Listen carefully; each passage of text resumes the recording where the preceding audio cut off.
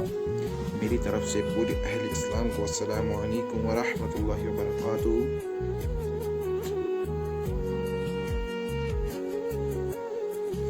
اور سب سے پہلی بات ہے کہ اللہ رب العزت نے ہم سب انسانوں کو اتنی نعمتوں سے نوازا ہے کہ ہم ان کا شمار اور ان کا حق ادا نہیں کر سکتے، کیونکہ اللہ رب العزت نے ہم کو جو اچھی نعمت عطا کیے، جیسے آپ کو پتا ہے کہ پیر عطا کیے ہیں، کان عطا کیے، اور بھی کچھ چیزیں عطا کیے جو ہمارا جسم نے ساری اللہ جو بھی ہمارے جسم کے اندر چیزیں، یہ سب اللہ کی نعمت ہے کہ نہیں؟ اور ان سب سے زیادہ اللہ نے ہم پہ جو کرم فضل احسان کیا ہے کہ ہم کو ایمان کی دولت سے نوازا ہے کہ نہیں؟ ایمان ایسی ایک چیز ہے جو اللہ رب العزت نے ہر کسی کو نہیں دی ہے۔ اللہ رب العزت نے وہ اپنے خاص بندوں کو دیے جو اللہ کے لیے کچھ کر سکتے ہیں، اس لیے اللہ نے ہم کو ایمان کی دولت سے نوازا۔ اور جو ہماری جان ہے، اللہ رب العزت خود فرماتا ہے کہ اگر آپ کی جان کو خطرہ ہو تو وہاں پر اپنی جان بچانا فرض ہے۔ اور اسی طرح اگر آپ کے ایمان کو خطرہ ہو جائے اس کو بچانے آپ کو کوئی نہیں آئے گا، بس خود بچانا ہے۔ اپنی ایمان کی میرے بھائیوں خود حفاظت کرنی ہے، اور میری بہنوں خود حفاظت کرنی ہے۔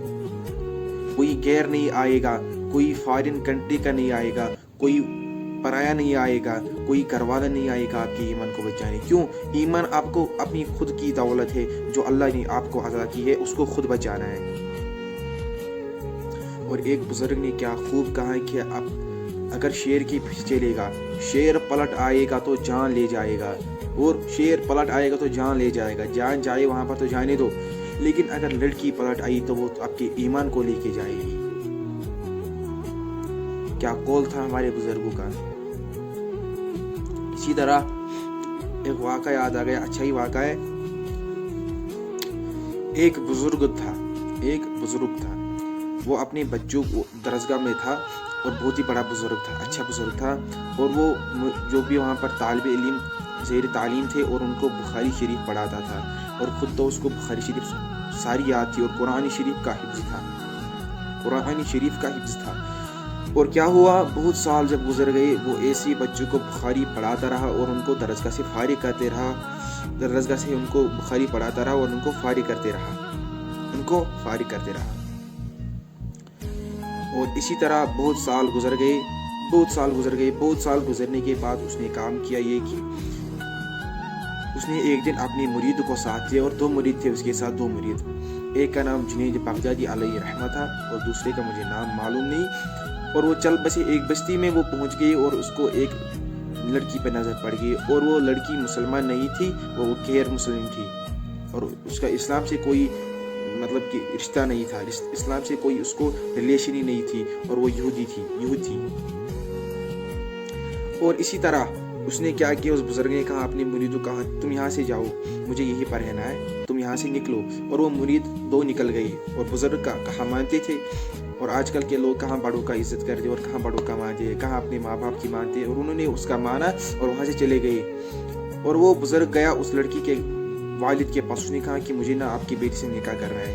اس نے کہا آپ تو مسلم ہو اور ہم غیر مسلم ہیں، ہمارا رشتہ نہیں ہو سکتا، اگر اب آپ کو کرنا ہے تو میں کچھ شرطیں رکھوں گا، ان کو پورا کرنا ہے، پھر آپ میری بیٹی سے نکاح کر سکتے ہیں۔ اس نے کہا ٹھیک ہے جی، میں مجبور بھی ہوں تو میں کر سکتا ہوں، میں کروں گا جو بولو گے آپ۔ اس نے کہا پہلے تو آپ کو اپنے دین و اسلام چھوڑنا ہے، اس نے کہا ٹھیک ہے۔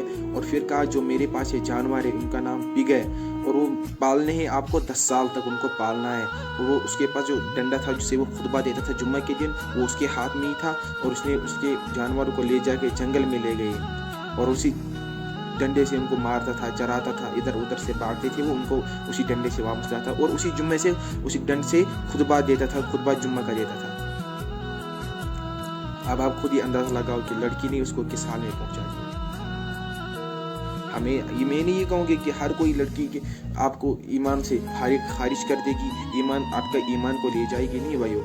جو آپ یہ ریلیشنز رکھتے، B F G F anything جو بھی آپ کرتے ہو، اللہ قسم یہ سب دھوکا ہے۔ جب آپ اپنے ٹائم پہ آ جاؤ گے، گھر والوں سے کہہ دو اور وہ نکاح کروا دیں گے۔ اگر آپ کو جوانی میں ابھی نکاح کرنا ہے تو ابھی کر لو، وہ بہتر ہوگا کہ آپ کے لیے اور ایک غیر محرم سے رشتہ رکھنا بند کر دو، بند کرتا ہے. اینی تھنگ یہ سب کچھ بکواس ہے، کچھ نہیں ملے گا اس سے، خاک پہ خاک ہے کہ نہیں. جو بھی آپ کو یہ لگتا ہے کہ اس میں لذت ہے، اس میں کچھ ہے، اس میں مزہ ہے، کچھ نہیں. دین میں آ کے دیکھو دین میں کیسی لذت ہے. پھر ہوا یوں اس بزرگ کو 5-6 سال گزر گئے اس جنگل میں رہ کے، اور پیر ان مریدوں ایک دن مشورہ کیا کہ ہم بھی اپنے پیر کے پاس نظر لینے جائیں گے، کیا زندہ ہے کہ مرا ہے. کہ اللہ نے اس کو اپنے پاس بلا لیا اور وہ چل گئے اپنے پیر کے پاس. اور جنگل میں پہنچ کے اس نے وہاں پر دیکھا، انہوں نے وہاں پر الگ ہی منظر تھی. پیر اور یہ جانور چرا رہا ہے اور اسی ڈنڈے سے ایک خطبہ دیتا تھا. اور وہ اپنے پیر کے پاس گئی اور بہت رونے لگے، اور پیر بھی رونے لگا. اور نے کہا پیر یہ کیا حال آپ کو؟ کہا مطلب محبت نے یہ حال کر دیا، عشق نے یہ حال کر دیا، بے حال کر دیا بیچارے. اس کو ایمان سے نکالا، اس کو وہ بخاری اتنی یاد تھی اس میں سے کچھ یاد ہی نہیں تھا. قرآن شریف اتنا مکمل یاد تھا، حفظ اور قرآن شریف میں کوئی آیت یاد ہی سوائے ایک آیت کی اس کو سب بول چکا تھا.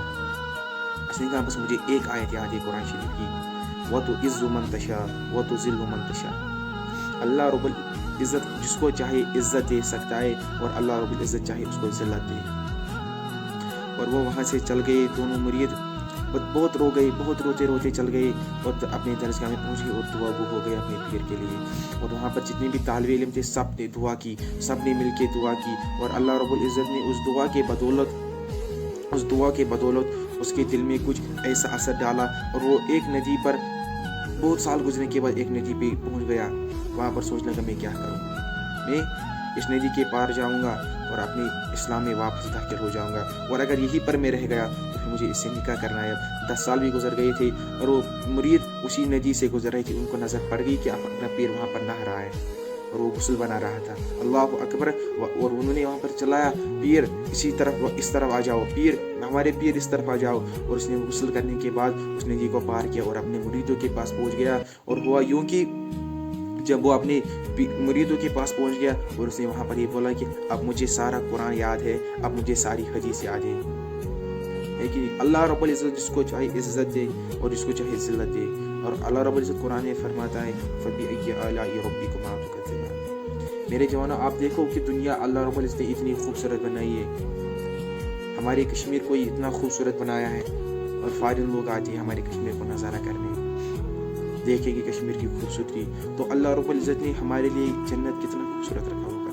اس جنت کے لیے تھوڑی بہت محنت ہے، مشقت ہے، بس وہ کرو. اللہ رب العزت آپ کو بھی جنت میں جانے کی توفیق دے اور مجھے بھی انشاءاللہ. امید ہم یہی رکھیں گے اللہ رب العزت ہم سب کو جنت میں جانے کی توفیق دے. ہم اس نبی کے امتی ہے. ہر کسی پیغمبر کو ایک دعا دیا گیا تھا اور پیغمبر کی دعا قبول ہوتی تھی، لیکن ایک خصوصی دعا دیا گیا تھا. سب پیغمبروں نے اپنی دعا کو دنیا میں مانگا. حضرت نوح علیہ السلام نے مانگا، حضرت آدم علیہ نبی علیہ السلام نے مانگا، حضرت عیسیٰ علیہ نبی علیہ السلام نے مانگا. اور ہمارے نبی صلی اللہ علیہ وسلم اس دعا کو موجود رکھا کہ میں قیامت کے دن اللہ رب العزت سے مانگوں گا یہ دعا.